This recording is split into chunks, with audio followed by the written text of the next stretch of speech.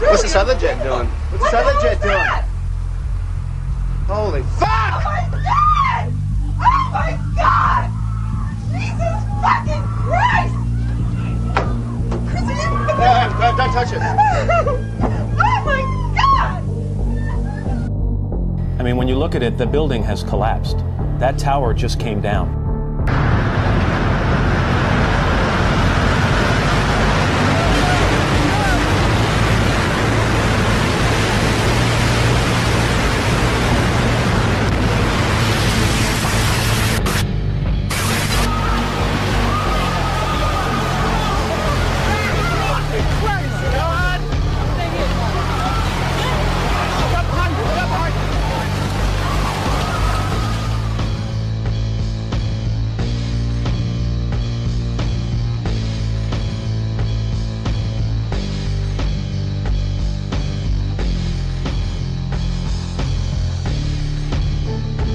This is clearly, the way the structure is collapsing, this was the result of something that was planned.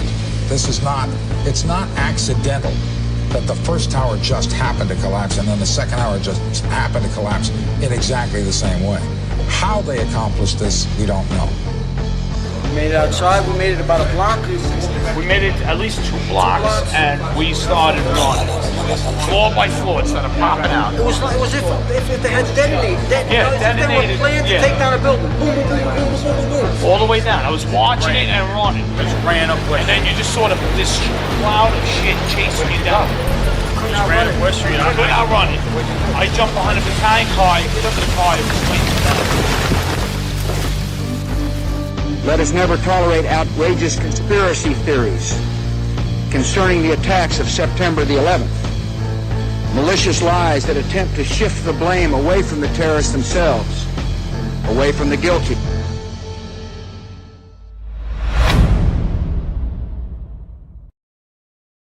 I lost my son, My nephew. My uncle. My son. on September 11th, 2001. Most people don't know that a third tower fell on September 11th. World Trade Center 7, a 47-story skyscraper, was not hit by a plane. Although the official explanation is that fire brought down Building 7. Over 1,200 architects and engineers have looked into the evidence And believe there is more to the story. Bring justice to my son. My uncle, My nephew. my son. and thousands of others who died on September 11th. Go to buildingwhat.org. Hello, my name is Bob McElvain. My son Bobby was murdered on September 11th, 2001 at the World Trade Center. Bobby was 26 years old. Today, March 1st, 2010, I delivered a petition to each of the 50 members of the New York City Council on behalf of 1,000 architects and engineers. This petition calls upon the City Council to open up an investigation into the collapse of World Trade Center Building 7, a 47-story building which was not hit by a plane, which nevertheless fell into its own footprint at 5:20 in the afternoon of September 11th.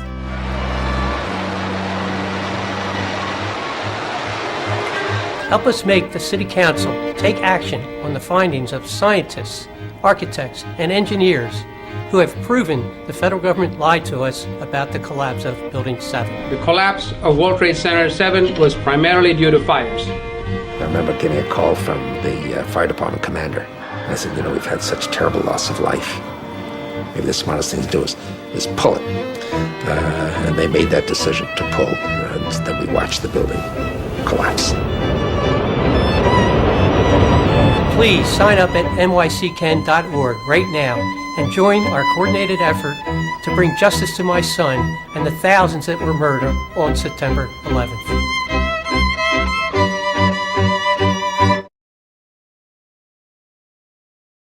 Do you believe that the government had anything to do with the attack of 9/11? Do you believe in a conspiracy in terms of the attack of 9/11? No, but I do believe that it is the first time in history that fire has ever melted steel.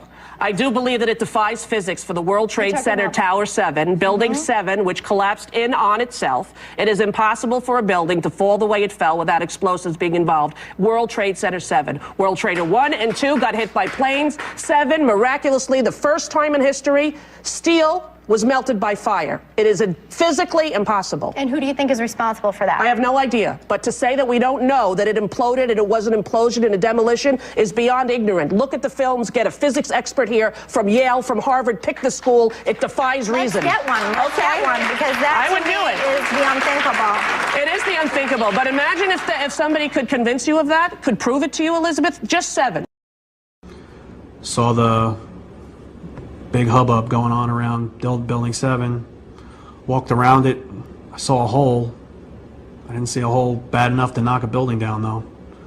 So, you know, yeah, there was definitely fire in the building, you know, but I didn't hear any, you know, I mean, maybe this is movie crap. I didn't hear any creaking, or I didn't hear any indication that it was going to come down. And all of a sudden, the radios exploded, and everybody started screaming, "Get away, get away, get away from it!" And I was like a deer in the headlights, and I look up, and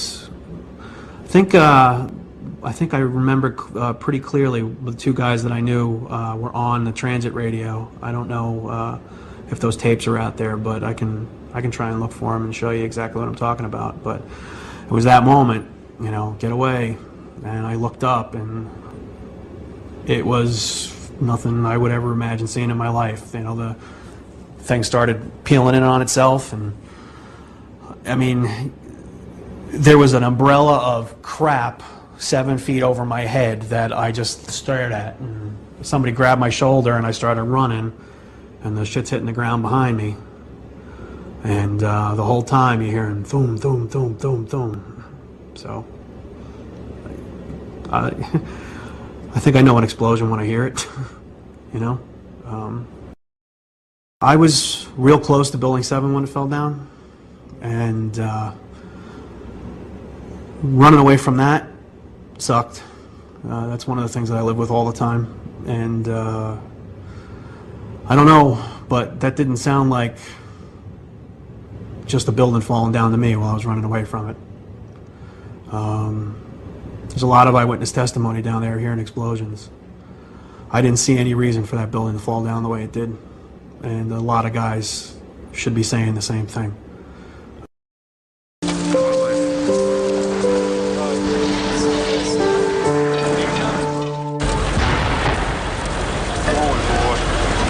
Keep your eye on that building. It'll be coming down. Building is about to blow up. Moving back. All right, guys. Sorry. We are looking back. There's a building about to blow up. On flame. Debris coming down. Just in the last few seconds, another building, building number 7, one of the buildings in support of the World Trade Center towers, has collapsed. This is no small building, as you can see, at 47 stories. It would stand out in most American cities. Did you know that a 3rd tower fell on 9/11? At approximately 5:20 p.m. on September 11, 2001, World Trade Center Building 7 collapsed in 6.5 seconds from normal office fires, according to the government's final report. World Trade Center 7 collapsed because of fires fueled by office furnishings. It did not collapse from explosives or from fuel oil fires. Later, the government finally admitted that Building 7 collapsed at the rate of free fall, after trying to deny it. So what's wrong with a building in free fall? What is free fall? It's just like taking your car keys out and just dropping them. That's how fast the building came down, for over 100 feet. This is high school physics. A building cannot do free fall with 40,000 tons of structural steel in its structural system without it being blown up. The only way that a building can accelerate as it collapses is by having pre-engineered, precisely timed, and precisely placed explosives. You don't need to be an engineer or an architect to see what happened to those buildings. The most obvious hypothesis for anyone looking at the films is that the buildings came down because there was very carefully controlled demolition with high explosives that had been planted weeks, if not months, before. 9/11 claimed thousands of lives and touched millions more. It led us into 2 wars, and was used to scale back our civil liberties and invade our privacy. But many people are beginning to question what we were told, and we are demanding answers.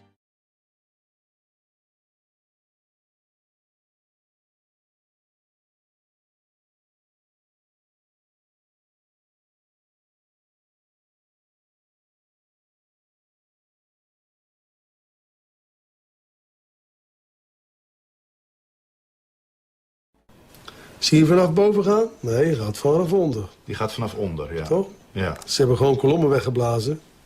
Er is nagesprongen. Dit valt anders dan het World Trade Center. Vind je niet dan? Ja, je ziet het, de onderste verdiepingen gaan eerst. Ja, en de rest zakt er gewoon in. Dus dit is controlled demolition. Zeker weten? Zeker weten. Er is nagesprongen. Dit is in opdracht gebeurd. Dit heeft een team gedaan van experts. Maar dit is ook op 11 september gebeurd. Dezelfde dag? Dezelfde dag. Dezelfde dag? Weet je dat zeker? Ja.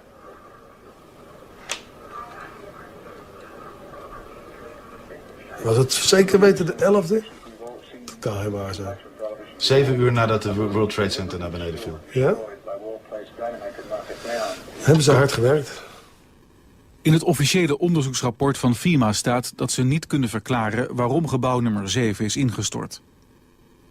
Uitgebreid bespreken we alle mogelijke oorzaken met 𝐂𝐤𝐤𝐤𝐤𝐤. Dat weet ik niet precies, maar ze hebben wel... Maar hij blijft erbij dat het gebouw is opgeblazen. Het is vakwerk, zonder meer. We weten heel goed wat ze doen, die jongens. De vraag is dan, is zoiets van tevoren voorbereid of kan dat op 11 september zelf nog zijn besloten en uitgevoerd? Met hoeveel man heeft u hoeveel tijd nodig om dat te doen? Dat weet ik niet precies, maar... Maakt u een inschatting? Ja, dan moet je wel ervaren mensen hebben, maar als je een man of 30, 40 zou hebben... Kijk, een paar met de snijbrander, de rest brengt hem aan. Andere mensen sluiten dat deadcord met die boosters aan. Dat moet allemaal precies op hetzelfde moment gaan. En weer een derde die zet de elektronische systemen erop. En dan gaat hij. Terwijl overal brand was en ook in dat gebouw was brand? Dat is niet geblust. Ze hebben de brand niet geblust. Dus de mensen die dat moesten doen, die moesten het doen terwijl het binnen nog brandde.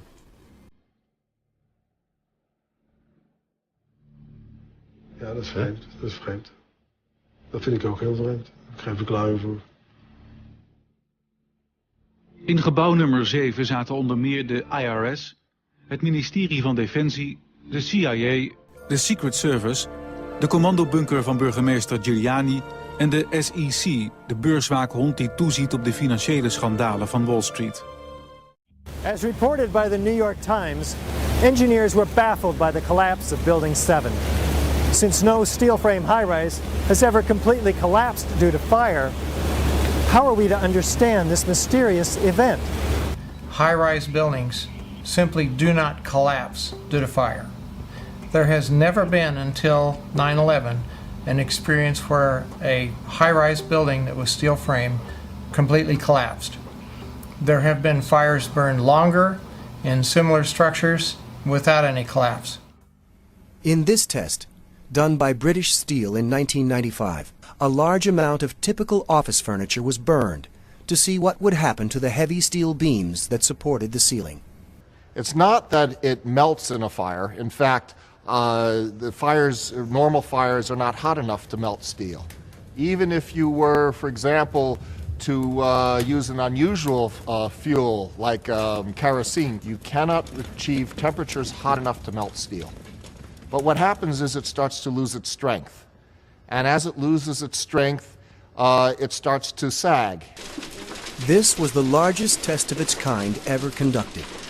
It showed how unprotected steel can be distorted, even by a normal office fire. But as is typical in steel buildings, the structural beams only slowly and progressively warped and sagged. There was no chance of a sudden collapse. In my previous career as a firefighter, normally you'd never be afraid to go into a Type 1 building because they're not combustible, and you would just charge at it and put the fire out. Never in my training were we ever taught that these type of buildings could just collapse in on themselves. There's definitely much more going on than just fire.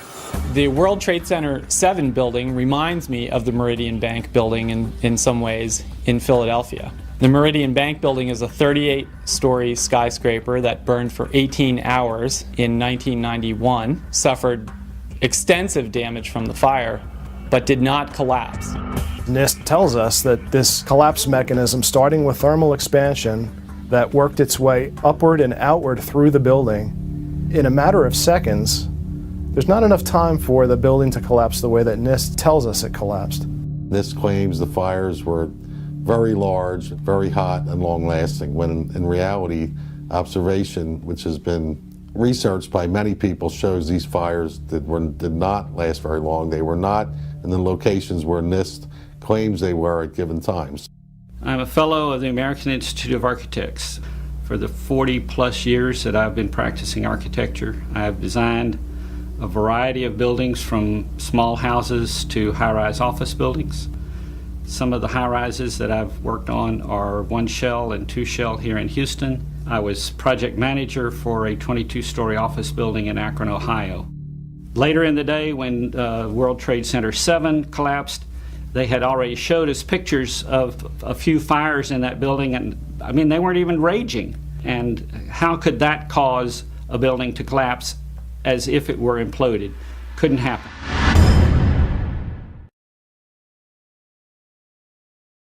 In its final report on the destruction of World Trade Center Building 7, NIST, the National Institute of Standards and Technology, went out of its way to avoid investigating the use of explosives.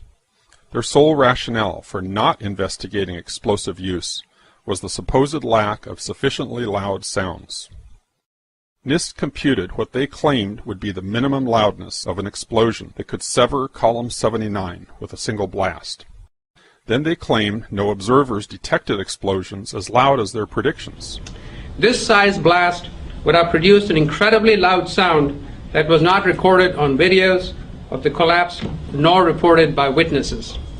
On the basis of this artificial threshold of interest, they swept aside all evidence of actual explosions and concluded that no explosives contributed to the destruction of the building. We did not find any evidence that explosives were used in the collapse of Building 7. Yet there was voluminous evidence of explosions. Here's one of the guys who can tell you I'm okay, all right? Here, hold on. You want to call your mother or something? You heard explosions, like boom! We just heard one more explosion. That's about the 4th one we've heard. A few blocks up West Broadway, looking toward the World Trade Center in the distance, Ashley Banfield was conducting an interview for MSNBC. You were just told by police that you should move out of your... The mic was set to pick up speech a few inches away. From the involuntary startle response, oh my God, we know explosions are being heard. However, listening closely, we discover that the microphone did indeed pick up the sounds of explosions, but very faintly.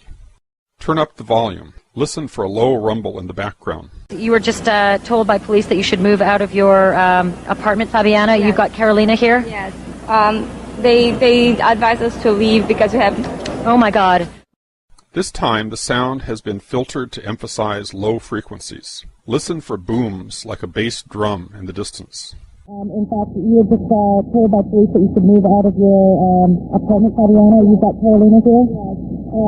They advised us to leave because we have... Oh my God. Here's a different version filtered to emphasize the mid-range sounds. The bass drum is gone. I would describe the blast sound like a train on a bumpy track. You were just told by police that you should move out of your apartment, Fabiana. Yes. You've got Carolina here? Yes. They advised us to leave because we have... Oh my God. Here's the original sound again. You were just told by police that you should move out of your apartment, Fabiana. Yes. You've got Carolina here? Yes. They advised us to leave because we have... Oh my God. Look behind us. Please pan in this way. Please be careful of your baby. This is it. That's the building coming down. Oh my God. Oh my God. Oh my God. No. No. If you didn't hear the blasts, back up, use earphones, turn up the volume, and listen again. There were 2 blasts, followed by 7 more, regularly spaced, all in 2.5 seconds. Craig Bartmer's testimony may come to mind. The whole time you hear boom, boom, boom, boom, boom. I think I know an explosion when I hear it. When we hear the sharp, regular series of sounds in the background, the building has not yet started to fall. When we hear the reporters say, "This is it," This is it. The building has not yet started to fall. The fall of the building corresponds to the crescendo in the crowd response. Here is another street scene with the building in full view. The crowd responds almost immediately as the building starts to fall. This occurs just after the reporter says, "This is it." This is it. Oh my God. Oh my God. Therefore, the blasts we heard occurred seconds before the building started to fall.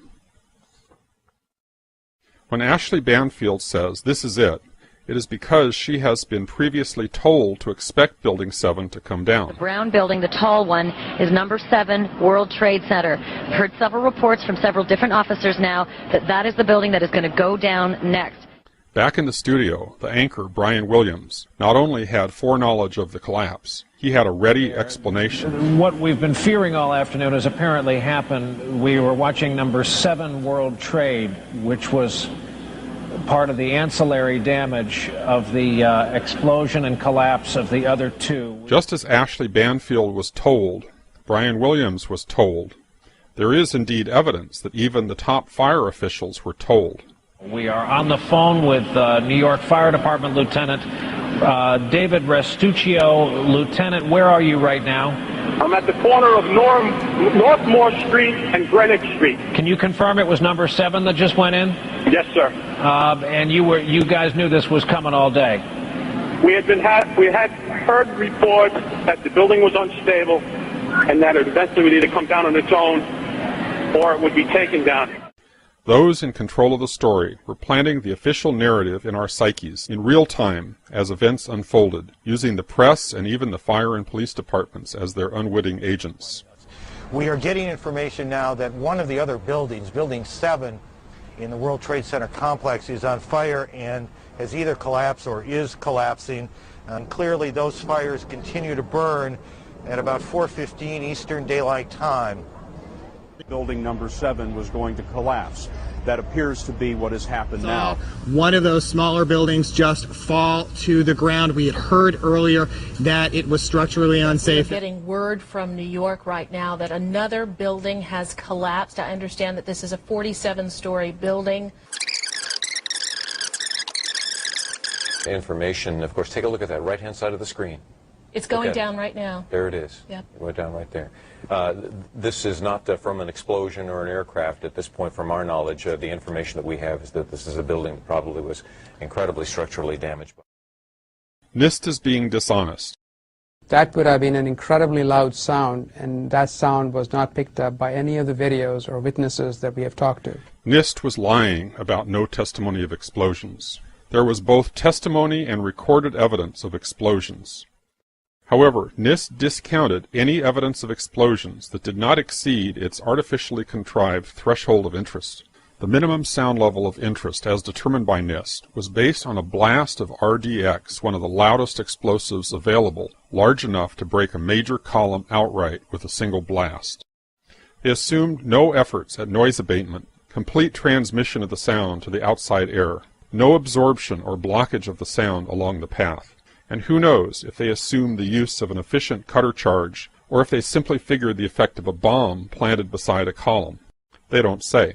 Their sole reason for doing this calculation was to create a pretext to sidestep any actual investigation of explosives. Why would NIST, or anyone else, choose to exclude from its investigation any evidence of any explosions related to the destruction of the building? No honest scientific inquiry would ever be conducted in this way. But then, as we have seen repeatedly, the NIST report was not an honest scientific inquiry.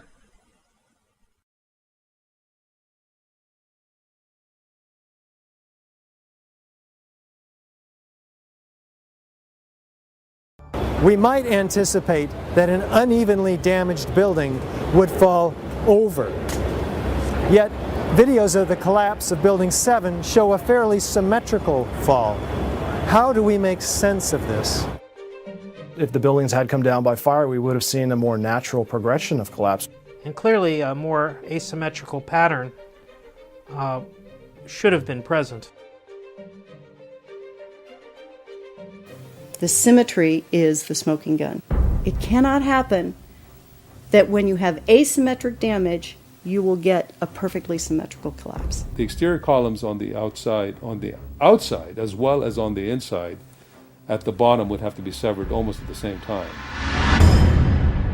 I worked for Controlled Demolition Incorporated, CDI, the top-rated explosives demolition firm in the world. As an explosives loader, my job was to place explosives in the buildings to prepare them for demolition. I was licensed while in New York by the New York Fire Department to handle explosives.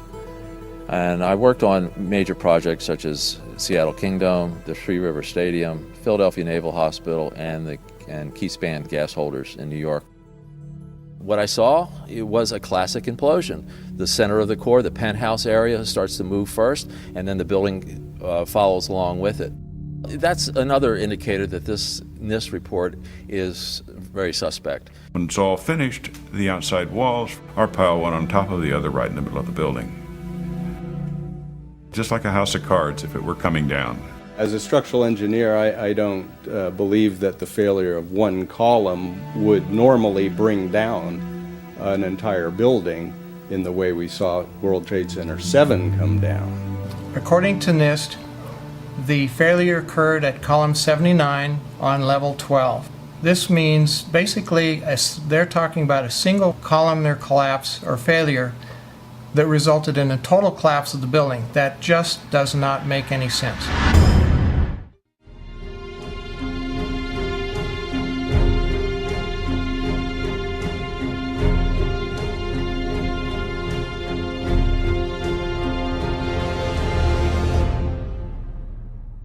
Hi, my name is Barry Jennings. I'm 52 years old. I've worked for 33 years at one location. When the Office of Emergency Management did an activation, they always included our locale. And what they did was monitor the emergency. They actually coordinated the emergency through several agencies. I received the call shortly after the first plane hit. I got there. I had to be inside on the 23rd floor when the second plane hit. Upon arriving into the OEM EOC, we noticed that everybody was gone. I saw coffee that was on the desk. Still, the smoke was still coming off the coffee. I saw half-eaten sandwiches. And only me, Mr. Hess, was up there. After I called several individuals, one individual told me that to leave and leave right away. Mr. Hess came running back in and said, "We're the only ones up here, we got to get out of here." He found the stairwell. So we subsequently went to the stairwell and we're going down the stairs. When we reached the 6th floor, the landing that we were standing on gave way. There was an explosion and the landing gave way. And I was left there hanging. I had to climb back up, and now I had to walk back up to the 8th floor. When I made it to the 6th floor, and there was an explosion. The explosion was beneath me. Keep in mind now, it's pitch black in there. All the lights went out. So when the explosion happened, it blew us back. I'm thinking I'm standing on the landing. I'm actually holding on to a pole above us. And I had to climb back up because Hess is yelling, "What do we do now?" I said, "There's only one thing we can do, and it's go back up." Both buildings were still standing. Both buildings were still standing. Both buildings were still standing. Keep in mind, I told you the fire department came and ran. They came twice. Why? Because building Tower 1 fell, then Tower 2 fell. And then when they came back with all concern now, like, to get me the hell out of there. I was trapped in there for several hours. I was trapped in there when both buildings came down. All this time, I'm hearing all types of explosions. All this time, I'm hearing explosions. When they finally got to us, and they took us down to what they called the lobby, because I asked them, I said, when we got down there, I said, "Where are we?" He said, "This was the lobby." And I said, "You gotta be kidding me." It was total ruins. Total ruins. Now keep in mind, when I came in there, the lobby had nice escalators. It was a huge lobby. And for me to see what I saw, it was unbelievable. And the firefighter that took us down kept saying, "Do not look down." And I kept saying, "Why?" He said, "Do not look down." And we were stepping over people. And you know, you can feel when you're stepping over people. this big giant police officer came to me, and he says, "You have to run." I said, "I can't run, my knees are swollen." He said, "You're gonna have to get on your knees and crawl in." He said, "Because we have reports of more explosions." And that's when I started crawling, and I saw this guy fall behind me, and his comrades came to his aid. They dragged him to safety. I'm just confused about one thing, and one thing only. Why World Trade Center 7 went down in the first place. I'm very confused about that. I know what I heard. I heard explosions. The explanation I got was it was the fuel oil tank. I'm an old boiler guy. If it was a fuel oil tank, it would have been one side of the building. Yes, you can use this footage.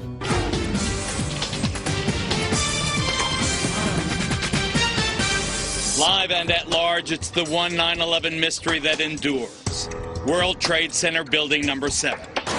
You hear that? Keep your eye on that building. It'll be coming down soon. I do believe that it defies physics for the World Trade Center Tower 7, Building 7, which collapsed in on itself. It is impossible for a building to fall the way it fell without explosives being involved. And if explosives were involved, that would mean that the most obnoxious protesters in recent years are right. If you hear this shouting, it's a group of demonstrators who've come. 9/11 was an inside job. Oh, get a life. Get a life. 9/11 was an inside job. Welcome to the show, everybody. I'm Geraldo Rivera, and that noisy demonstration was more than 2 years ago.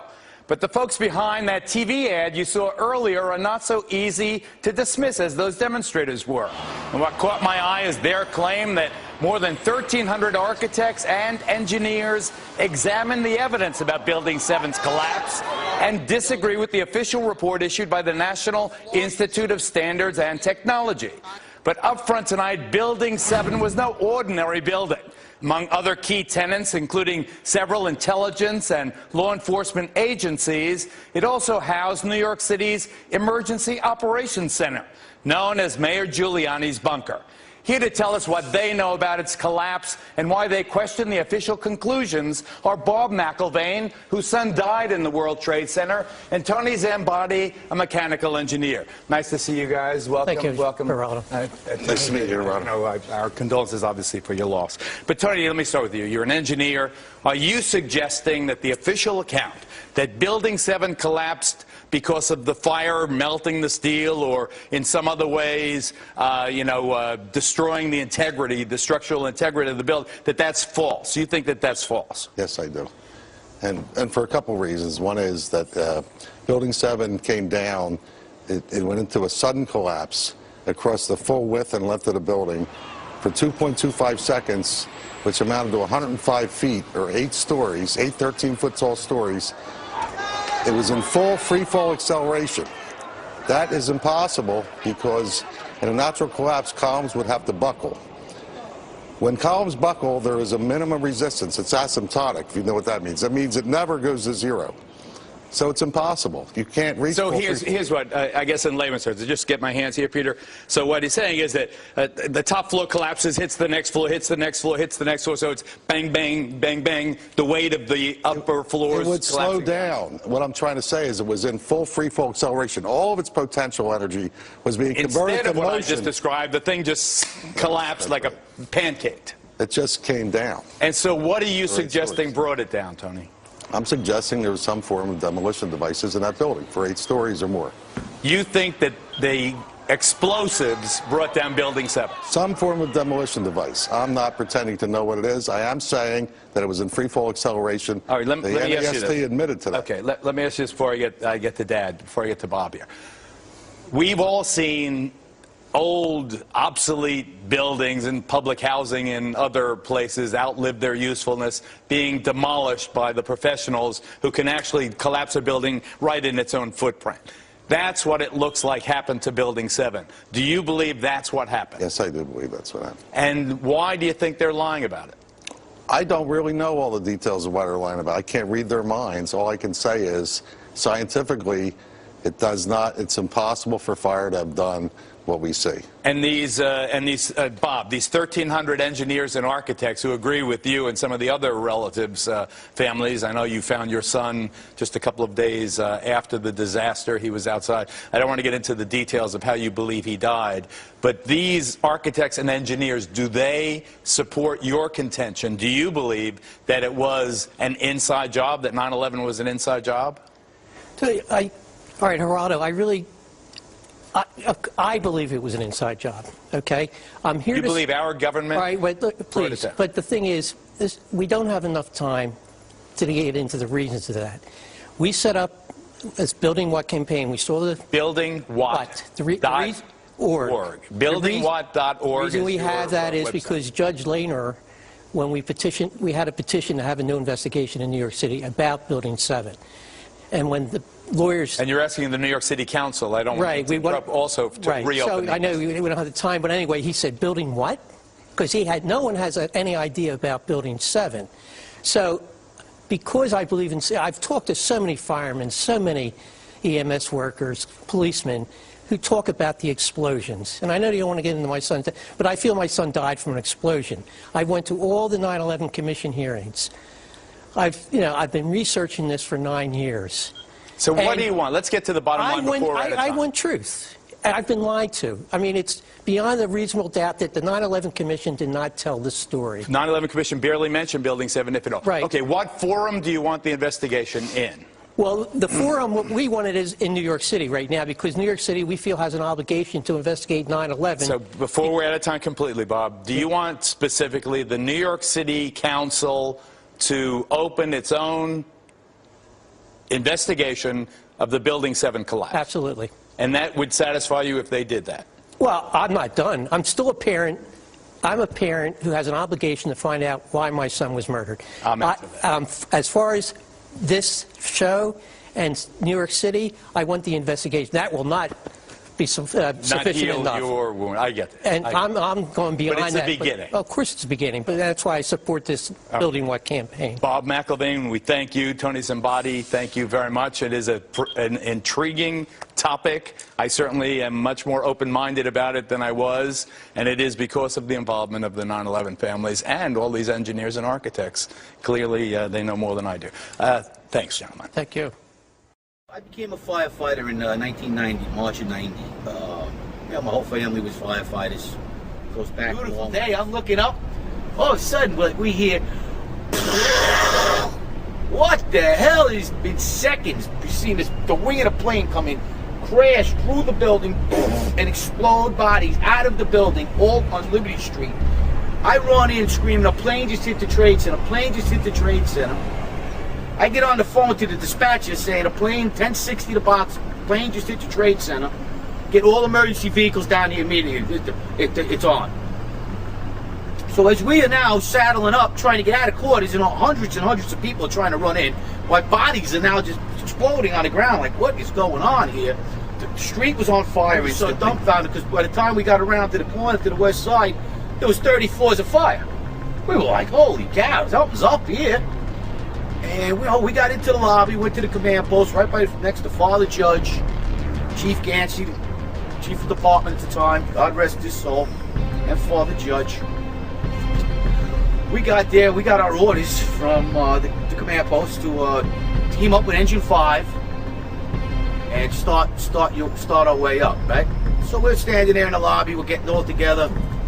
All of a sudden, we hear... I look down to my right, and the elevators exploded, something out of like a Bruce Willis Die Hard movie. People just come running out of the elevators, on fire, fireball. I mean, it was like, what is going on here? Something's up here. I mean, the plane's up there, now there's fire down here. People run around all on fire. This is crazy. So we said, look, we had our orders. That's our job. We're going to do what we got to do. So we were going up the stairs. As we were going up, there was fire here, there was fire. People burnt up on different levels, and we were trying to get a read on what floor are you coming from? What floor are you coming from? Is there fire on your floor? Is there fire on your floor? We were asking, and they were like, there's some fire on our floor. There's people trapped on other floors. And we're like trying to get a read. These people were pretty calm. People burnt coming down, just saying thank you, fireman. We were going, we were heading up to the 24th floor of the stairwell, and all of a sudden we heard, Mayday, Mayday, second plane, second plane. Swift, we're looking at each other like, come on, second plane, there's no way there's a second plane. Within seconds, our building got rocked. We got bounced around in the stairwell like pinballs, man. And we just said, you know what, time to go. We got out as much people as we could. Most of the people were out. We were the last guys going up the stairs. We got down, we started taking off, about 12 of us.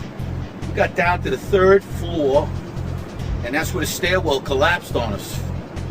And we had to dig our way out. Now the building's coming down, we can't see nothing. Once again, saying our prayers. The show is over here now, this is it. And with that, all of a sudden, we're looking for another stairwell. Me and the lieutenant open the door, we find a body in this closet. We were like, what the heck is that? Where did this come from? Holy shit, what's going on here? Something's crazy going on. We got our way out of the 3rd stool, and that's where the maintenance fella, with a little flashlight, saved our lives. He was pointed over, and if it wasn't for him, we never would have found another stairwell. The building would have collapsed. So Willie Rodriguez? Willie Rodriguez. Thank you, Willie. He saved our lives. He saved about 12 guys' lives that day. At least. It was funny because Tower 1 was coming down from the interior on us. So a lot of people don't know that. A lot of people, it just didn't poof. It was coming down. It was coming from the interior. It trapped us on the 3rd floor, and we were like, this thing is definitely coming down, man. Because, the inside structure was just disintegrated. We're like, how is this happening when the plane was up 50 more stories and the stairwells collapsing on us? Something wasn't right, man. Something wasn't right in Denmark that day. We got down to the lobby, and everything was blown out, exploded. Everything was... And we were the only ones in the lobby now. We're going, wait a second here. Where is everybody? Because the building was coming down the outside. They moved the command post to World Trade Center, too. So now we're like, we didn't get no, where is everybody? We were in the lobby. It looks like everything was exploded. Everything was gone. We're like, what is going on here? We didn't know. We were like, this is crazy. All of a sudden, we said, listen, man, no time to cry for your mommy. We got to get out of here. So we took off like cockroaches. 12 of us. We all went our own ways. I ran across North End Avenue and outran the building, throwing my gear off, stripping down to my skivvies. I was standing on the ledge, watching the building come down. I was diving in the river to Jersey. That's how that side me. I said, this is it, man. This is the end of the game here. I mean, I made it this far. I'm not going to let them get me now. No way. And what happened was, after that, we ran down North End Avenue, and there came the other tower. We were like, something's very wrong here. And as we ran, we ran down. We came around to Duane Street, where the filming of the French guys were that morning. And we had to go check in with the chief on Duane Street to count how many guys we thought might have died, and guys in my company who we were with. So we kind of figured we lost 3 right at that time. We actually ended up losing 5. And what was your feeling about the lobby being so destroyed, as you said? I mean, we were saying, how is this happening when it was 80 stories up? And, like, we was just, you think about it, you say, something else had to go on here. Something else was going on here. This just don't happen like this when a plane hits the 80th floor of a building and the lobby gets blown out. Sorry. I don't care who you are. What happened? We was in an explosion. We was in the lobby and the 3rd explosion, the whole lobby collapsed on us. What was it like? Horrible. It's like hell. You don't want to know. The whole building just collapsed on us inside the lobby. Was that a secondary explosion? Yes, it was. That was the planet probably? Yeah, definitely secondary explosion. Because we was inside waiting to go upstairs, and on the way upstairs, the whole fucking plane blew. And we just collapsed on everybody inside the lobby. Similar to the first tower coming down, secondary? I don't know about the first one, but I know the second one was terrible. Then there was a 3rd one too after that one. 3rd explosion after that? That's right. Everybody was inside the building, waiting to go upstairs. And they just let loose. Everything just let loose inside the building. So what you tell me is that there was plane or whatever hit the building, then the secondary explosion? It was like 3 explosions after that. We came in after the fire. We came when the fire was going on already.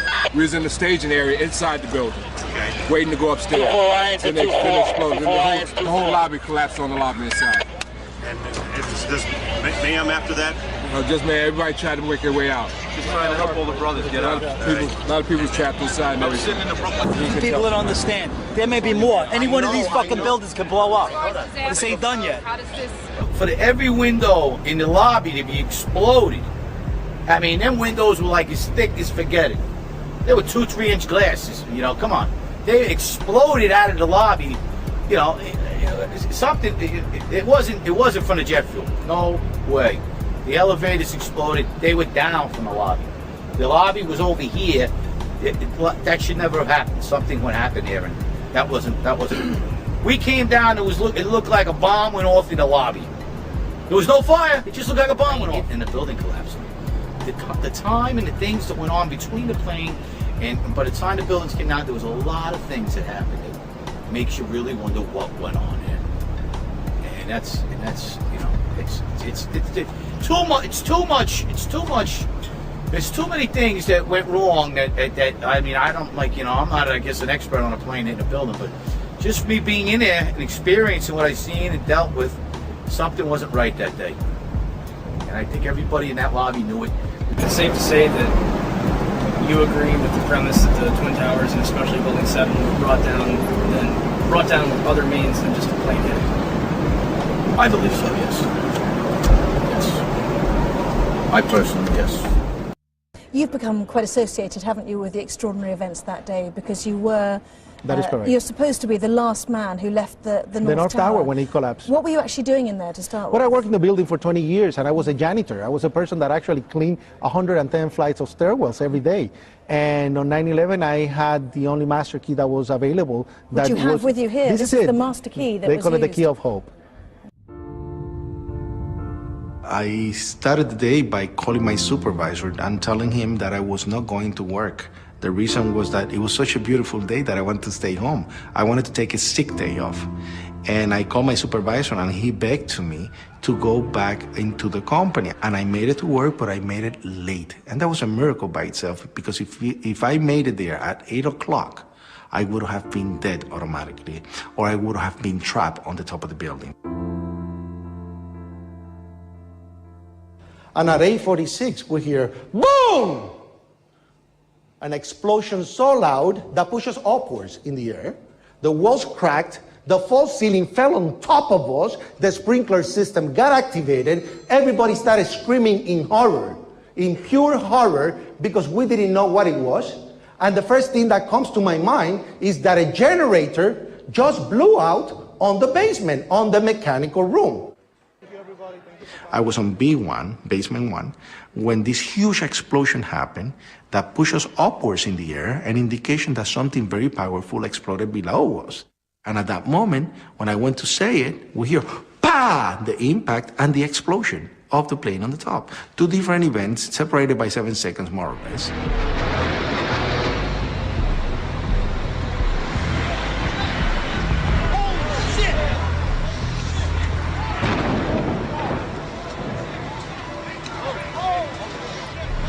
And you could hear the difference from the top and from the bottom. Come on, I work in the building for 20 years and I know the difference between something coming from the basement and something coming from the top. So everybody's screaming in horror, help, help, and we didn't know what to do. What floor were you actually on when the first plane hit? I was in the basement. I was in the basement, actually. There was a huge Right. explosion in the basement, and at that moment, the first thing that I said, whoa, it's a generator that just blew up. And because we have no windows, we have no way of saying, you know, what's going on. A person comes running into the office saying, explosion, explosion. All the skin hanging from under his armpits, on both arms to the top of the fingertips. And when I look at his face, pieces missing from his face. And I said, what happened? What happened? And when I said, don't move, because I was going to pick up the phone to call the emergency medical unit that was located on the other tower, bang, another explosion. And that's when I said, no, everybody's got to get out. From the initial explosion in the basement, I took 14 people from the basement, led the way out so they could go outside the building because nobody was taking the leadership. After that I went back, went into the North Tower. There were two people stuck inside of an elevator, a lift, and they have water going into the lift, and they were encapsulated, and they were screaming that they were going to drown. I was able, with the help of another guy, to open the door, find a ladder, get these two people out, save them, take them outside the building, and go back inside the building. There were 5 master keys in the building, and I have the only one available at that moment. And this key was basically what I used to actually go with the firemen, floor by floor. We start making it up the staircase, and as we go up, we hear small explosions going off. Pa! Pa! Different areas. So you climbed up the stairwells with the firefighters, trying to open the doors, trying to let as many people as possible escape. Now, again, why is this key so important? Because Class A building, the codification in New York is that any skyscraper, 3 doors will not open on the staircases, 1 will open. 3 won't open, 1 will open. So we have to go and open all those doors that did not open. When we got to the 27th floor, the whole unit of firemen collapsed on the corridor, one after the other, because they couldn't continue going up. It was physically impossible for them to continue. They took their equipment, they took their jackets, they took their boots, they dropped themselves on the floor. A very shocking moment for me, because I said, oh my God, I feel like I have to go alone now. Remember, David Lim said, Willie, do you know this floor? I said, yeah, I know this floor. He said, where can I get water? He said, on the other side, there's a machine. So let's go. He breaks the machine. We start taking bottled water, putting it on trash cans, and bringing it to the firemen and giving them the bottled water. I remember I called my mother from a phone that was working in that office. Call her. My mother is in Puerto Rico. But I wanted to let her know that there was an accident in case she heard something on the news, that I was okay. When she picked up the phone, she was like, what are you doing there? Everybody in the world knew but us what was happening. She said, get out now. And I said, I can't.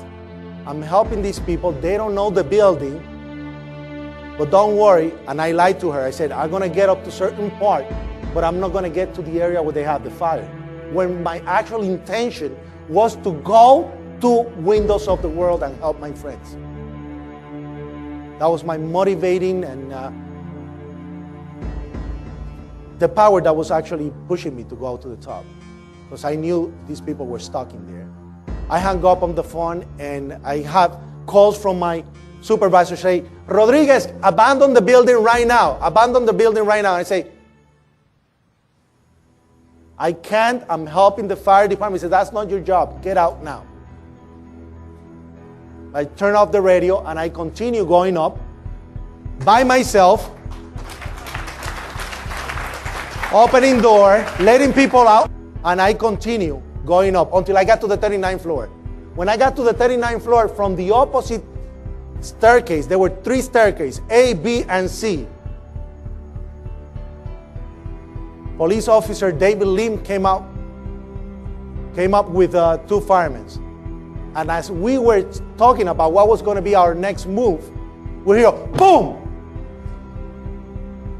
The impact on the other tower, and it was so hard that our building oscillated so much that we lost practically our footing. And all of a sudden we hear, boom, boom, boom, boom, boom, boom, boom. And on the radio, we lost 65. We lost 65, meaning that the 65th floor collapsed floor by floor by floor by floor, up to the 44th floor, the sky lobby, 5 flights away. And I started screaming, we gotta go up, we gotta go up. Officer Lim said, Rodriguez, you've done enough, but you don't get paid for this. And I said, what? I'm going up. And he said, no. You stay here, you're still a civilian, and you are my responsibility. I said, sorry, I'm not giving the key to anybody. I'm going up. And he said, better if you give me a hand with the person on the wheelchair on the 27th floor. And he said, you know, David, I'm going to go down, but I'm coming right up. I'm going to help you with that, but I'm coming right up. So I ran down to the 27th floor. When I ran to the 27th floor, I screamed to the firemen, I have orders to get this guy out right now. The guy was taken out of the wheelchair. He was put on a rescue basket, all tied up. 3 guys stood up and said, let's go. We grabbed him. We started going down the stairwell. As we go down, we make it to the lobby. We make it to the lobby. And all of a sudden, one of the firemen tells me, please, go get the ambulance ready. And I hear, run, run, run. I look at the left side and I see the Marriott Hotel almost gone. Bodies everywhere. And I said, God, please help me. And the only thing I see is a fire truck in front of the building. And I just slid right under the fire truck. And all of a sudden the building started to destroy itself on top. And you hear, boom, boom, boom. And the truck going down. And all I said at that moment was, please don't let my mother see my body in pieces. Let her recognize my body, please, please. The building basically engulfed me and I was totally buried under the rubble, alive. And then this dust came. That dust went under every orifice under the truck and it basically burned my face, burned my skin, and I couldn't breathe. Then I think at that moment, I'm not dying squashed to death, but now I'm gonna die of asphyxia. So I have to put my face under my shirt to be able to breathe.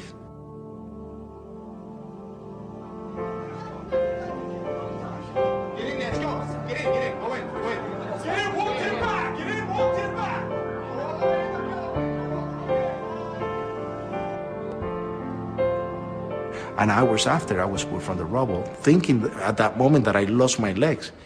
But a miracle. I didn't break a single bone. Rodriguez weet op dat moment nog niet wat er is gebeurd. Wat die eerste veronderstelde explosie heeft veroorzaakt, vlak voor het eerste vliegtuig nog. I don't know if it was a bomb or not. I am not an expert in explosives. It sounded like one. It made the noise like one. It created, you know, a destruction level that, you know, I wouldn't expect anything else to be but that. But was that a bomb? I have no idea what it was.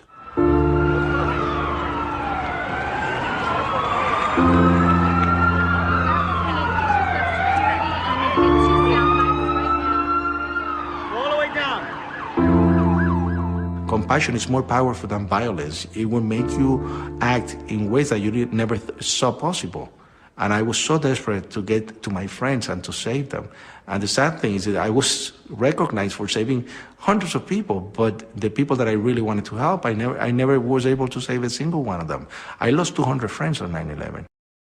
A lot of people call me a conspiracy theorist. And it's funny because I was there. I am an eyewitness. I experienced the event. I do not speculate because I experienced it in my own skin. I have the people that have come out and validated the story constantly. I have the people that have survived also the event and have tried to tell their part of the story, which actually coincide with mine. I lost 200 friends that do not have answers, and I will continue until we get the answers. My name is Anthony Saltalamacchia.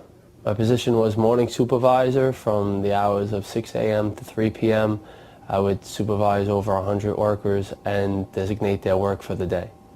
On the morning of September 11th, I was in my office. I was just getting the work handed out to all the employees when I received a phone call from William Rodriguez saying that he wasn't going to make it into work that day. I then kind of pleaded with him to come into work because his job is very, how could you say, difficult, to where he had to clean 110 floors of stairs, and not too many people are up for that challenge. So, you know, I kind of persuaded him to come in and get the job done. So I then waited for him for his arrival. Upon waiting, he then came in. We then were, you know, talking about the day's work and what needed to be done, when we heard a massive explosion that was in the World Trade Center at about 8:46 a.m. in the morning. The explosion came from, I believe, at first we believed that it came from the mechanical room. And then we heard a series of other explosions that sounded up on the above levels of the building, to where we then realized that there was something wrong and there was a major problem. And about, I'd say, 14 to 15 people came running and screaming into our office. We then got together as a group, and William kind of basically got everybody settled down, you know, tried to help everybody relax. Then right after that, the floor started shaking. The tile from above, which was above us, started coming down, falling on us, and we knew that there was something seriously wrong happening. A man came into the office. He was a black man, very shaky, very like in shock. He had multiple wounds. His arms were bleeding. Skin was peeling off. You could just see basically his flesh. It was, you know, a very tough thing to see. Then William grabbed a cloth and wrapped it around him.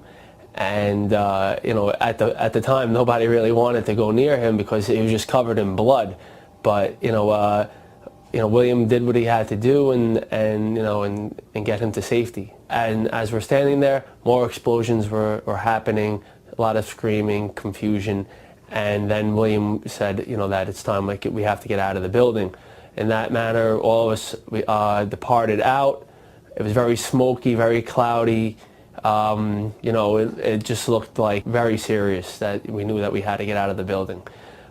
We then ran towards the truck dock area, which was pretty much our only way out, because in the beginning William led us to the fire escape, which led us to the lobby, but that was completely under smoke and it just was a bad situation, so we went the opposite way towards the truck dock, carrying this man with us. We then got to the truck dock, ran up the truck dock, and got outside. Finally, I'm not sure of what time that was, but we then saw the ambulance, and William and Kenny directed the man, carried him over to the ambulance, and made sure that he got to safety. I remember Willie wanted to go back into the building. I told him, no, stay out here with me. Let's get things more, you know, let's get everybody together, get everybody calmed down. He just refused and was, you know, screaming, we have to go back in the building. We have to go back. I'm sure he, you know, he had a lot of ties to a lot of people in there, and he wanted to make sure that they were all right. So I, you know, did my best to try and persuade him to stay, you know, with us and, you know, be safe, but he just didn't listen and ran back into the building. I remember him running back into the building. I don't remember seeing him after that. I knew that he was in there, and funny thing is that when I got home later that night, I seen him on television, on the news. He had like he was covered in, like, you know, all the dust and everything, and I was like, wow, that's the guy who I was with when the explosion happened, and I knew then he was okay, which made me feel better. So, but at first, yes, I did think that something terrible happened to him, because I remember him running running back into the building, and that was the last I saw of him. The amount of explosions I've heard from 8:46 to the time we get out was so many, at least 10. It was just like multiple explosions to where I felt like there was different grenades. That's what it sounded like. It was just different grenades being set off, like, in the building. It was like, you know, there was one major explosion, and then there was different explosions throughout that period of time until we got out. So I believe 6 years after 9/11, I don't know the truth. That I don't believe a word that they say. That, you know, I don't believe everything that they say. I think is a cover-up. I studied physics at MIT. I did electrical engineering for about 8 years. I've had quite a bit of practical engineering experience. When I first saw the collapses, I was absolutely convinced that they were not spontaneous.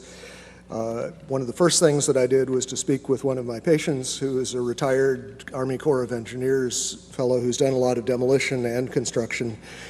Showed him some of the public source videos that are available of it, and he immediately pointed out that there were squibs, which represent little puffs of smoke essentially coming out of the buildings initially, which were clearly a sign of controlled demolition. He had no opinions beyond that, but he said without doubt that it was a controlled demolition. That sort of set me on the path of continuing to examine it and trying to gather as much evidence as I could. And the question I pose, what don't we know and why don't we know it, is sort of addressing the fact that at this point we still do not really have a meaningful explanation for what happened to the buildings. We have had several studies at this point, which I will go into, as to trying to determine a plausible scenario for the collapse. As of this point, none of them have presented us with anything that I think could be reasonably called a convincing and detailed account of why the collapse has occurred. And the question that's been addressed previously, the enormous destruction of physical evidence, as Chris was saying, the site was scrubbed very thoroughly. Out of the entire mass of the buildings that were destroyed, the National Institutes of Standards and Technology, who are now doing the ongoing investigation, managed to save about 240 pieces out of the entire building. All of the rest of it was basically recycled. The obvious question is what does it mean that there was a controlled demolition? At the simplest level, it means that someone had a lot of access to the buildings over a long enough period of time to set this up. It implies, as many other things have tonight, that the people who had effective control of the site had an interest in having it scrubbed and making sure that no information was available, that a forensic reconstruction couldn't be done. Even in much smaller catastrophes, we typically will reconstruct things as completely as possible. For example, TWA Flight 800 pieces were dredged off the bottom of the sea. A complete reconstruction was done to allow a detailed analysis. In this case, the exact opposite was done. The first report that was really issued on this was issued by FEMA in collaboration with the American Society of Civil Engineers. There was basically a volunteer team from ASCE that had very limited access to the site. A lot of the pieces that they were able to retrieve were retrieved by going to landfills and trying to find interesting pieces before they were disposed of. The initial FEMA report basically acknowledged that the kerosene would have burned off very quickly. What wasn't destroyed in the initial fireball would have been consumed fairly rapidly and would have only really served as an ignition for the rest of the material. And the second point being that the fuel here really was strictly office contents. If you think of a modern office with copying machines, computers, and as has been previously mentioned, the smoke, particularly from Building 2, just before it collapsed, was very black looking. This is generally an indication of an inefficient fire in which there's not enough oxygen for the amount of fuel. These types of fires typically burn very cool. They are not hot flames like blowtorches.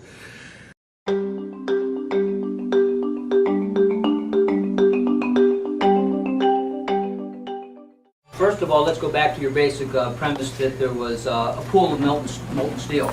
I know of absolutely nobody, no eyewitness who said so, nobody who's produced it. You'd get down below and you'd see molten steel running down the channel rails. Like you're in a foundry. Yeah, like lava. Like it was lava from a volcano. Actually melted beams where it was molten steel that was being dug out. Underground, it was still so hot that molten metal dripped down the sides of a wall. It's this fused element of steel, molten steel and concrete and all of these things all fused by the heat into one single element. And they pulled off a big block of concrete, and there was like a little river of steel flowing.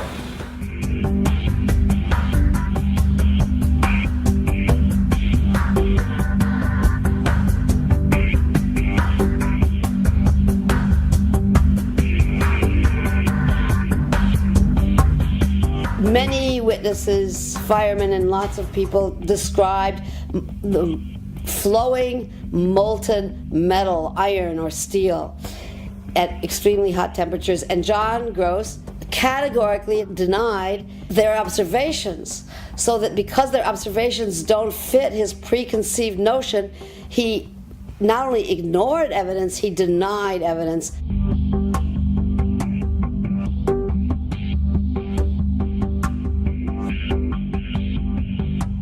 There were reports of molten steel having been seen in the rubble pile of all three buildings, and I knew that jet fuel, which is essentially kerosene, is not capable of melting steel nor iron.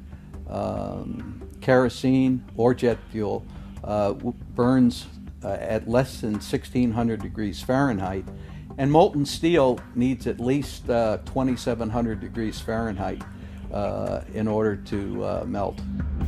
In an office fire, you cannot generate enough heat to melt steel. And yet we have evidence of molten iron in the microspheres, in the rubble pile, and the metal pouring out of the side of the tower.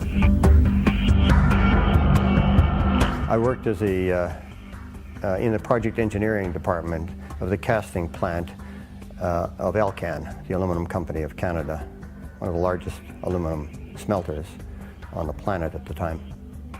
And in that smelter we turned aluminum oxide into aluminum, molten aluminum. Molten aluminum is silver. It's not yellow, it's silver. It looks like mercury. The yellow molten metal that I saw pouring out of the South Tower is indicative of molten iron. The official explanation of what happened there was that the heat from the fire supposedly softened the steel and thereby brought the buildings down.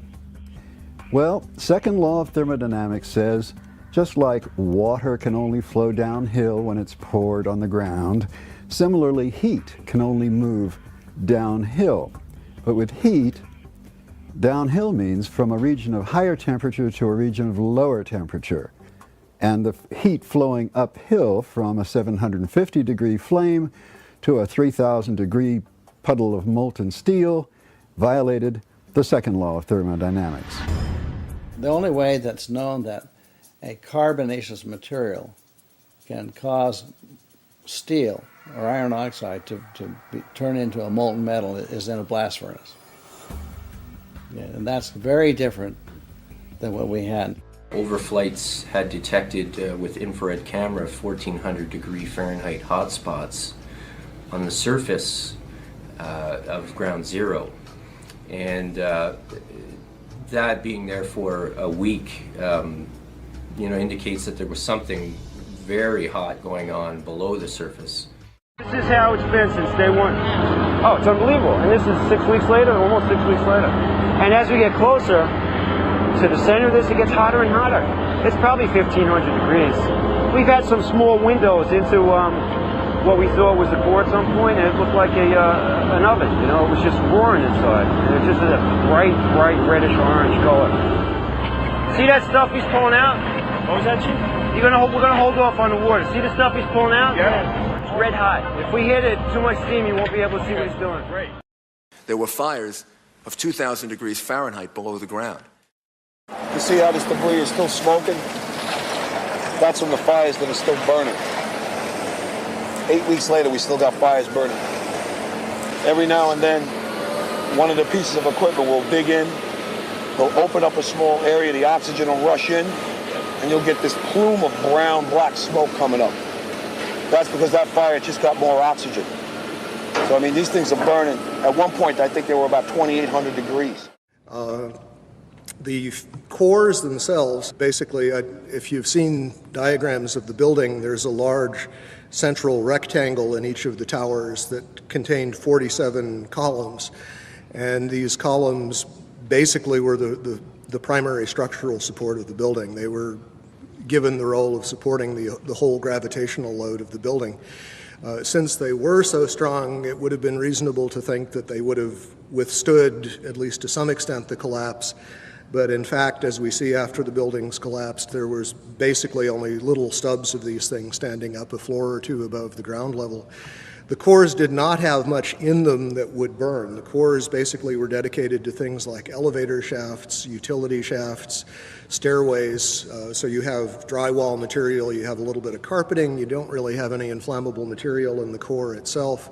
The core was specifically designed so it could not function as a chimney. They did not want, in the case of a fire, for the fire to be able to travel through the elevators or for air to come in through the elevators. So they were designed with what this architect Aaron Swirsky, I believe it was, referred to as a hermetically sealed system.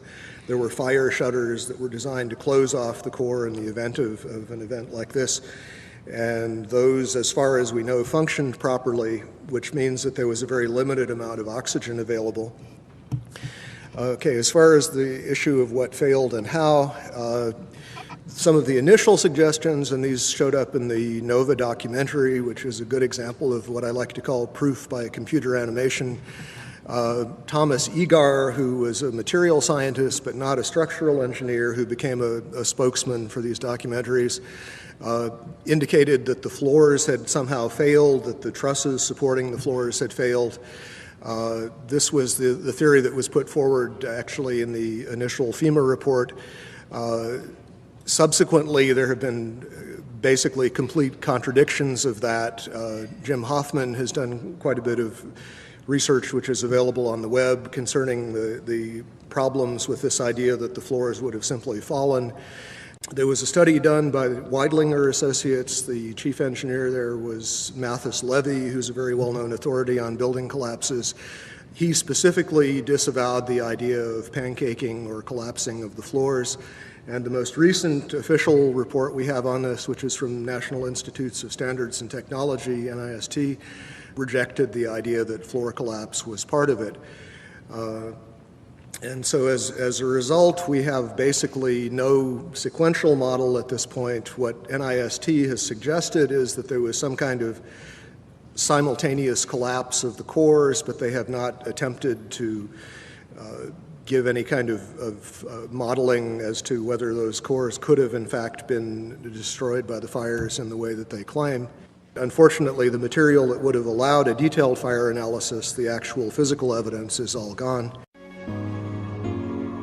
The building was designed to have a fully loaded 707 crash into it.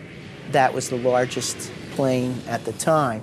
I believe that the building probably could sustain multiple impacts of jetliners because this structure is like the mosquito netting on your screen door, this intense grid.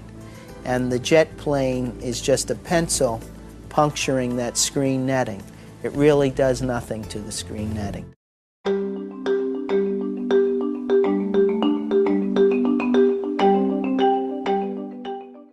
I walked into the office and the first words that I heard was, a plane's just run into the World Trade Center. And my initial thought was, well, that's okay. It's built to withstand a 707. It did not seem possible that these towers that were designed to withstand the impact of a 707 could possibly collapse in such a short order of time from the time that they were hit. They were designed to withstand hurricane force winds of up to 140 miles an hour. These buildings are built to handle several times the load above them. Those perimeter columns could handle 5 times the load above them, and the core columns could handle 3 times the load above them. I remember walking up to a window, and a young man turned to me with tears coming down his face, and he said, "Will they fall down?" And I said, "No." Never has a steel structure building in the history of steel structured buildings ever fallen down for the reasons of fire. The majority of the jet fuel was burnt up instantly in the big fireball, and it was gone. The fires that were left were office furnishings and carpet and things like that. A lot of things in these kind of buildings have to be fire resistant by nature. It's required by code. So there really isn't a whole lot of fuel in there to begin with. The media portrayed these fires as being extremely hot, but the fires were not that hot in World Trade Center 1 and 2. If you look at the NIST zone data, you could see this. And to use our own powers of observation, you could tell by seeing these fires and seeing black smoke come out the windows. That means that the fires were oxygen starved, and it was incomplete combustion. And so it was a low temperature fire. I looked up in a manual the burning temperature of jet fuel and found that under the conditions that existed at the World Trade Center on 9/11, that jet fuel had to have been burning at about 750 degrees Fahrenheit. I also noticed that the official explanation of what happened there was that the heat from the fire supposedly softened the steel and thereby brought the buildings down. If you have a flame at 750 degrees, you can hold that flame under a steel beam forever, and you'll never reach a high enough temperature to bend steel, let alone melt it. So immediately I knew at that point that the official explanation was dead wrong. One of the most significant things to my thinking that indicates that this could not have been the sort of collapse that we are told it was is the presence of the dust clouds. And as you've seen in the pictures, and I'm sure all of us have seen probably more than we would like, there were very, very large clouds of very thick dust that enveloped the area, that crossed the river, that made it almost all the way to New Jersey from the pictures that I've seen. This type of flow is something that we are familiar with in physics. It occurs in only two situations that we know of naturally. One is in volcanic eruptions, where a large amount of material is suddenly exploded into the air and basically forms small particles. The other situation is something called turbidity currents. These occur along the edges of the continental shelves, where mud or sediment will slump, become suspended in water. And the common thread is that you have large amounts of a dense material that is suspended very quickly in a fluid, thereby creating another denser fluid, which is in effect the dust cloud. And that fluid can achieve considerable velocities. The problem with creating this sort of slurry of fine particles is that there really is no mechanism that has been proposed. We have concrete floors with carpeting or flooring over them. We have furniture. We have floors basically that are coming together in a collapse, but the concrete is basically protected under these layers. Early in the collapse, in the very first moments, we see these thick clouds being ejected at very high speed. They're clearly dense because they flow downward and become part of this large overall pyroclastic flow. What we're basically being told is that the concrete sort of jumped up into midair, exploded itself, and then was ejected as the floors came together. Not a very plausible mechanism, but I have yet to hear of anything else proposed to explain it. From quite a few people on the scene, we've been told that the powder it represented most of the concrete, that the amount of intact macroscopic chunks of concrete on the scene were negligible, that basically everything was reduced to powder. And incidentally, we also know that other things besides concrete were reduced to powder. We know that contents of computers, exotic metals from computer chips, these sorts of things were also identified in the dust and in very small particles, generally on the order of less than 100 microns in diameter. So we have a real issue of mechanism as far as what in the process of this collapse could cause so many things to be pulverized so finely.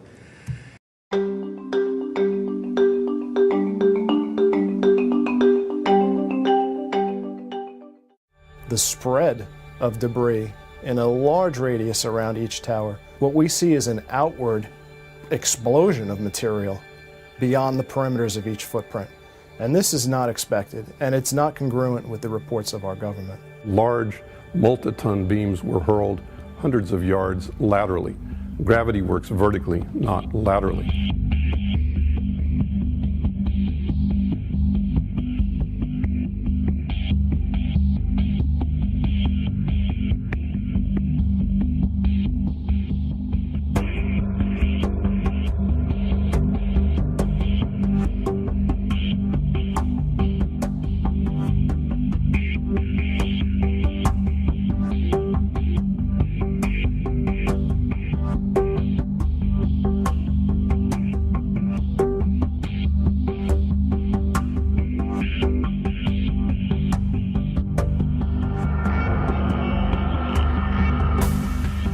So something's happening to throw these things horizontally at those kinds of speeds.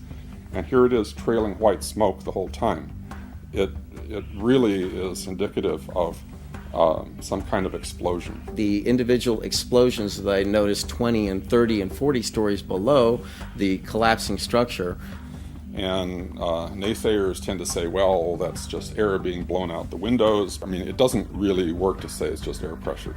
And I've estimated these are coming out faster than 100 miles an hour.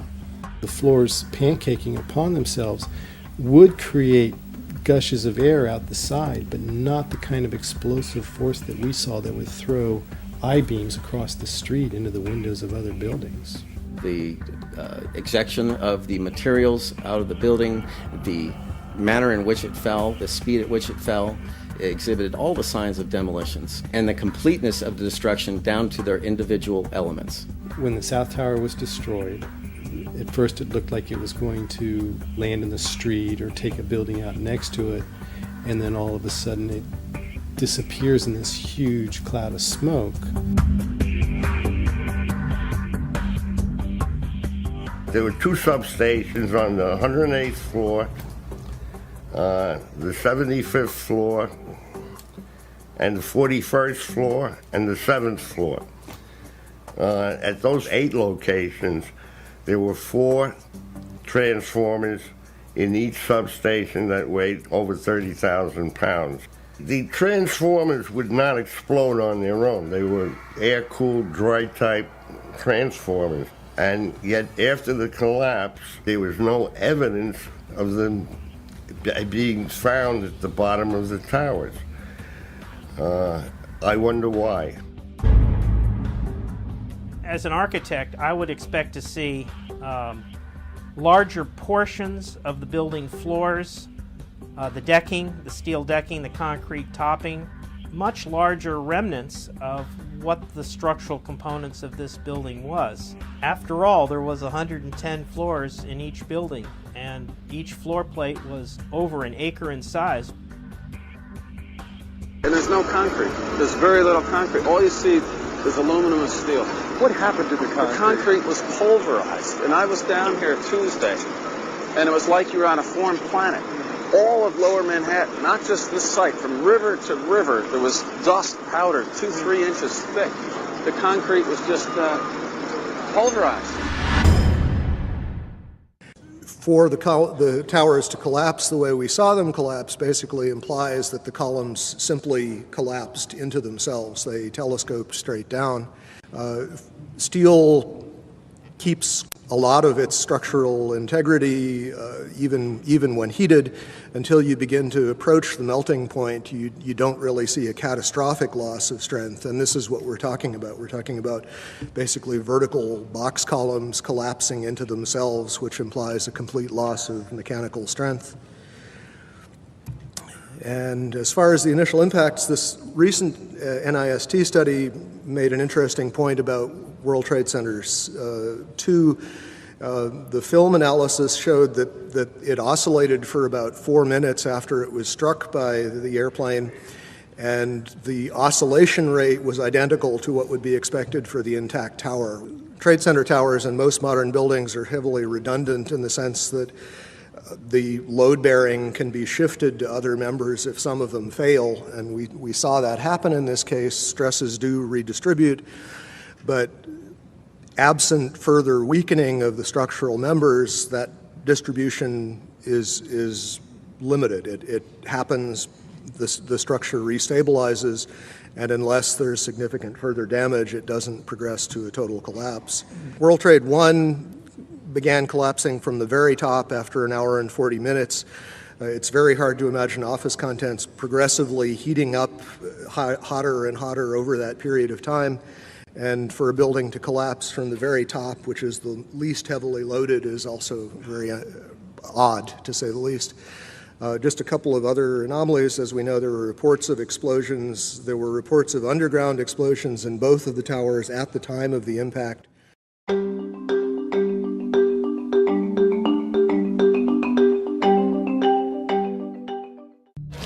As we were getting our gear on and making our way to the stairway, there was a heavy-duty explosion inside the lobby. We stuck on the stairs for a while. We finally got down to the lobby. Then we get to the lobby, it was this big explosion. There were numerous secondary explosions taking place in that building. There were continuous explosions. There was a secondary explosion, probably a device either planted before or on the aircraft that did not explode until an hour later. Then it was those secondary explosions and then the subsequent collapses. It sounded like gunfire, you know, bang, bang, bang, bang, bang, and then all of a sudden 3 big explosions. About 50 consecutive bangs, and it fell down like a waterfall. And we heard the noise associated with an implosion. We heard a very loud blast, an explosion. We heard a loud explosion. At that point, we heard a large boom. You know, I looked up and just saw the building coming at us. Do you know if it was an explosion or if it was a building collapse? To me, it sounded like an explosion. There was another major explosion.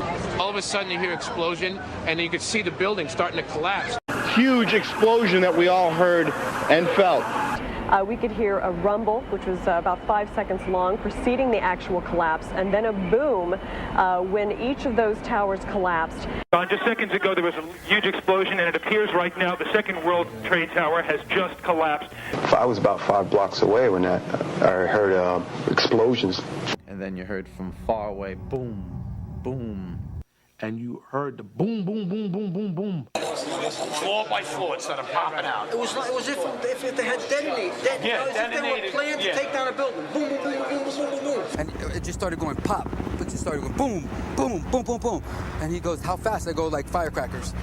They're reporting exactly what I would expect. You're hearing boom, boom, boom, boom, boom, waves of explosions going off. Not one massive big boom. There's so many videos of witnesses from that day that report explosions. There's radio transmissions from the FDNY. We have the transcripts that were recorded, back in 2001 of all these firefighters and first responders reporting explosions. This testimony should have caused the presumption that there was a good chance explosive residue would be found and justified testing for it, rather than the opposite. It doesn't look like a collapse. It's like a huge mushrooming, billowing kind of an event. That whole thing looks nothing like a building falling down. It's a building being blown up. That's what the physics shows. Yet they refuse to consider the possibility that explosives or some other form of demolition device could have been used to cause the collapses of the towers. And the fact that controlled demolition is consistent with all the available technical evidence. And the response to that request for correction is NIST simply saying they're unable to provide a full explanation for the total collapse, even though that was their task given to them by Congress.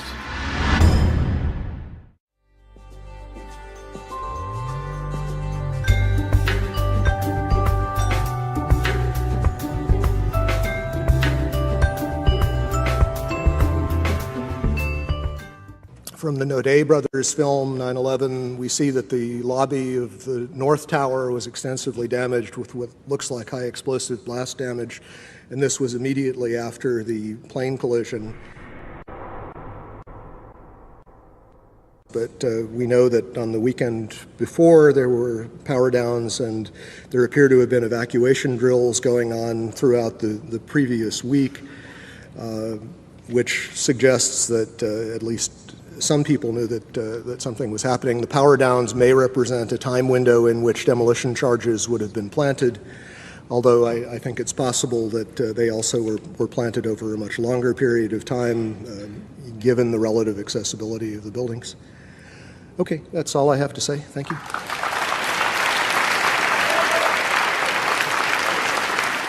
How is it that on 4 separate occasions on one day that $1 trillion military and intelligence infrastructure could fail? And the question that I tried to pose before the secretary had to go to lunch was whether or not the activities of the 4 war games going on September 11th actually impaired our ability to respond to the attacks. The answer to the question is no, did not impair our response. In fact, General Eberhard, who was then the commander of North American Aerospace Defense Command, as he testified in front of the 9/11 Commission, I believe he told them that it enhanced our ability to respond. There were 2 CPXs. There was 1 Department of Justice exercise that didn't have anything to do with the other 3. And there was an actual operation ongoing because there was some Russian bomber activity up near Alaska. So, did the war games ultimately help or hinder our response? September 11th was day 2 of Vigilant Guardian, an exercise staged by the Joint Chiefs and NORAD, which simulated hijacked planes in the northeastern United States. Vigilant Guardian is a branch of Global Guardian, a mass Armageddon exercise being conducted at Offutt Air Force Base in cooperation with NORAD. Originally scheduled to take place in late October, Global Guardian was moved to September. The exercise is reportedly canceled after the second Twin Tower is hit. 3 E-4B Doomsday planes remain airborne. Two government sources familiar with the incident tell CNN it was a military aircraft, but say the details are classified. This comparison of the CNN video and an official Air Force photo suggests the mystery plane is among the military's most sensitive aircraft, an Air Force E-4B. The E-4B is a state-of-the-art flying command post, built and equipped for one reason: to keep the government running no matter what, even in the event of a nuclear war. Ask the Pentagon, and it insists this is not a military aircraft, and there is no mention of it in the official report of the 9/11 Commission. The Pentagon, the Secret Service, and the FAA all say they, at least for public consumption, have no explanation of the giant plane over the president's house, just as the smoke began to rise across the river at the Pentagon. Barksdale Air Force Base also participated in Global Guardian. Instead of returning directly to Washington, D.C., President Bush would fly to both Barksdale and Offutt Air Force Base before returning to the White House. Another drill, Northern Vigilance, moved fighter jets to Canada and Alaska to monitor a fleet of Russian MiGs on a training mission. Northern Vigilance also placed inputs onto military radar screens. Also referred to as phantoms, inputs are simulated errant aircraft, which appear real to those participating in the exercise. We fought many phantoms that day. 3 F-16s from Andrews Air Force Base, located 15 miles from the Pentagon, are flown 180 nautical miles away for a training mission in North Carolina. Fort Belvoir, an Army base 10 miles south of the Pentagon, intended to test security in case of a terrorist attack. Employees in the Office of Emergency Management on the 23rd floor of World Trade Center Building 7 continue preparations for Tripod, a biological attack drill scheduled for September 12th. Finally, the National Reconnaissance Office in Virginia begins a drill at 8:45, conducted by a team from the CIA, in which a plane crashes into their building. Also, a number of war games were being conducted that have yet to be fully disclosed. Ask about the war games that were planned for 9/11. Commissioner Gorelick. Could you please be quiet? We have only a few minutes with General Myers. I'd like to ask a question. General Myers, I'm sorry. I would ask, please, people in the audience to be quiet if you want to stay here. Submitted some. So, sir, statement. This commission has not answered my questions. I'm walking out. It's a farce. I will. Thank you. So let me get this straight. On the morning of 9/11, the United States is running drills in which hijacked aircraft go in and out of radar. Fighter jets are flown out of the United States, and planes are crashed into buildings. What a coincidence.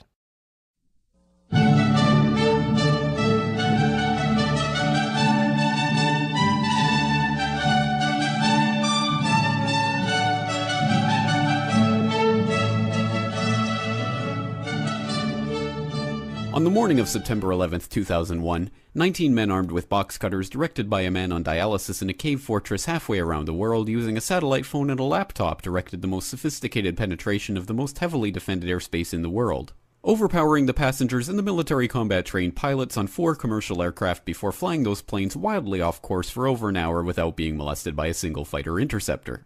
These 19 hijackers, devout religious fundamentalists who like to drink alcohol, snort cocaine, and live with pink-haired strippers, managed to knock down 3 buildings with 2 planes in New York. While in Washington, a pilot who couldn't handle a single-engine Cessna was able to fly a 757 in an 8,000-foot descending 270-degree corkscrew turn to come exactly level with the ground. hitting the Pentagon in the Budget Analyst Office, where DoD staffers were working on the mystery of the $2.3 trillion that Defense Secretary Donald Rumsfeld had announced missing from the Pentagon's coffers in a press conference the day before, on September 10th, 2001. According to some estimates, we cannot track $2.3 trillion in transactions. $2.3 trillion with a T. That's $8,000 for every man, woman, and child in America. Luckily, the news anchors knew who did it within minutes. Osama bin Laden. The pundits knew within hours. Osama bin Laden. The administration knew within the day. Terrorists who committed these acts and those who harbor them. And the evidence literally fell into the FBI's lap. That a hijacker's passport was found blocks from the World Trade Center crash site, if you can believe that. But for some reason, a bunch of crazy conspiracy theorists demanded an investigation into the greatest attack on American soil in history. That investigation was delayed, underfunded, set up to fail, a conflict of interest, and a cover-up from start to finish. It was based on testimony extracted through torture, the records of which were destroyed. It failed to mention the existence of WTC-7, Able Danger, P-TECH, Sibel Edmonds, OBL and the CIA, and the drills of hijacked aircraft being flown into buildings that were being simulated at the precise same time that those events were actually happening.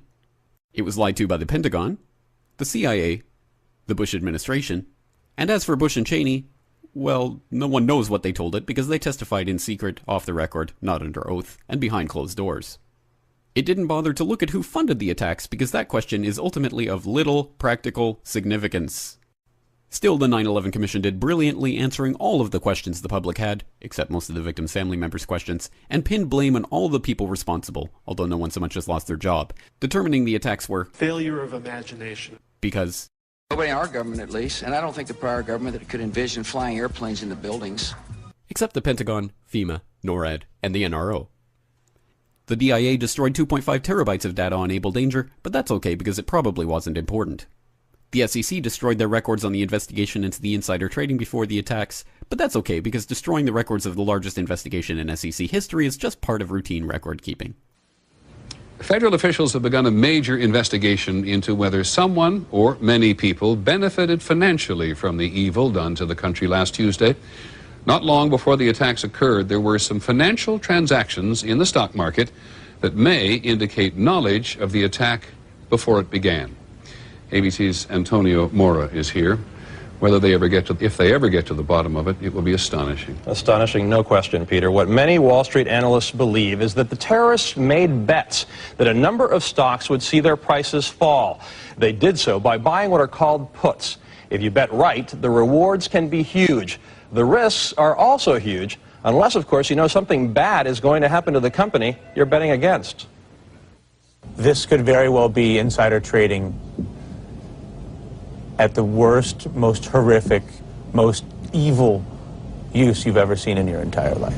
One example, United Airlines. The Thursday before the attack, more than 2,000 contracts betting that the stock would go down were purchased. 90 times more in one day than in 3 weeks. When the markets reopened, United's stock dropped. The price of the contracts soared, and someone may have made a lot of money fast. $180,000 turns into $2.4 million when that plane hits the World Trade Center. It's almost the same story with American Airlines. That's a five-fold increase in the value of what was a $337,000 trade on Monday. All of a sudden becomes what? $1.8 million. And there's much more, including an extraordinarily high number of bets against Morgan Stanley and Marsh & McLennan, two of the World Trade Center's biggest tenants. Could this be a coincidence? This would be one of the most extraordinary coincidences in the history of mankind if it was a coincidence. It is absolutely unprecedented to see cases of insider trading covering the entire world, from Japan to the United States and North America to Europe. ABC News has now learned that the Chicago Board of Options Exchange launched their investigation into the unusual trading last week. That may have given them enough time to stop anyone from profiting from death here in the U.S. It may also give investigators, Peter, a hot trail that might lead them to the terrorists. Thanks very much. As a reminder of the complications here, though, the Secretary of the Treasury said today of this investigation, you've got to go through 10 veils before you get to the real source. Yep. Thanks, Antonio. NIST has classified the data that they used for their model of WTC-7's collapse, but that's okay because knowing how they made their model of the collapse would jeopardize public safety. The FBI has argued that all material related to their investigation of 9/11 should be kept secret from the public, but that's okay because the FBI probably has nothing to hide. This man never existed, nor is anything he had to say worthy of your attention, and if you say otherwise, you are a paranoid conspiracy theorist and deserve to be shunned by all of humanity. Likewise him, and her, and her, and her, and him. Osama bin Laden lived in a cave fortress in the hills of Afghanistan, but somehow got away. Then he was hiding out in Tora Bora, but somehow got away. Then he lived in Abbottabad for years, taunting the most comprehensive intelligence dragnet employing the most sophisticated technology in the history of the world for a decade, releasing video after video with complete impunity and getting younger and younger as he did so, before finally being found in a daring SEAL team raid which wasn't recorded on video, in which he didn't resist or use his wife as a human shield, and in which these crack special forces operatives panicked and killed this unarmed man, supposedly the best source of intelligence about those dastardly terrorists on the entire planet. Then they dumped his body in the ocean before telling anyone about it. Then a couple dozen of that team's members died in a helicopter crash in Afghanistan. If you have any questions about this story, you are a batshit paranoid tinfoil dog-abusing baby hater and will be reviled by everyone. If you love your country and or freedom, happiness, rainbows, rock and roll, puppy dogs, apple pie, and your grandma, you will never ever express doubts about any part of this story to anyone. No, I always imagine myself making great plays, but you never think about being MVP. Investigate 9/11. 9/11 was perpetrated by people within our own government.